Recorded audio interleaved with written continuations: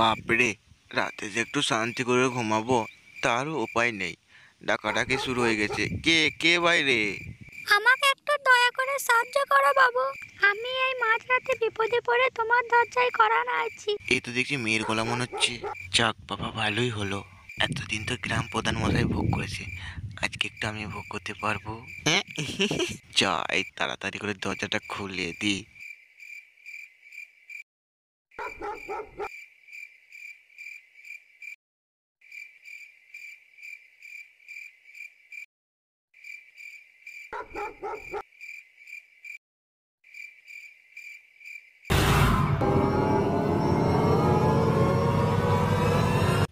ওরে বাবারে, এটাকে, এটা দেখি ভূত। দেখ তো, আমাকে চিনতে পারিস কিনা? তোমাকে আমি কি করে চিন্তা করবো, তুমি তো ভূত।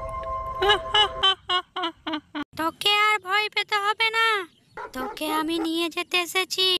আমাকে কি কি কি চাই তোমার? তোরা যারা যারা আমার সর্বনাশ করেছিলি তাদের মৃত্যু চাই, মৃত্যু। গ্রামের কাউকে বাঁচতে দেব না, কাউকে না। এক এক করে সবাইকে শেষ করে ফেলবো। এই পুরো গ্রামকে শ্মশানে পরিণত করব আমি। না না, তুমি এমনটা করো না। কেন কেন এমন করব না? তোরা আমার সাথে যখন এমন করেছিলিস, আমিও তোদেরকে নিষেধ করেছিলাম। তোরা কি শুনেছিলিস আমার কথা?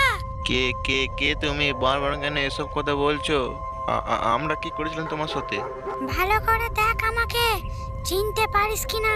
তুই তুই তুই কি করে এলে এখানে? তোকে তো আমরা সবাই গাছের সাথে বেঁধে আগুন লাগিয়ে দিয়েছিলাম গায়ে। প্রতিশোধ প্রতিশোধ নিতে এসেছি আমি।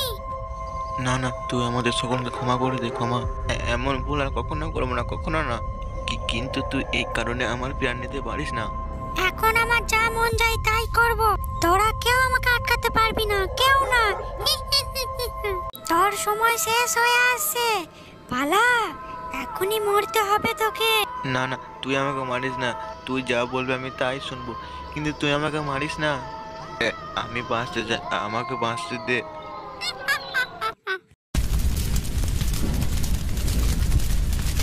ঠিক এভাবে গ্রামের প্রত্যেকটা বাড়ি পুড়িয়ে ছাড়খাড় করে দেবো আমি। কাউকে ছাড়বো না, কাউকে না।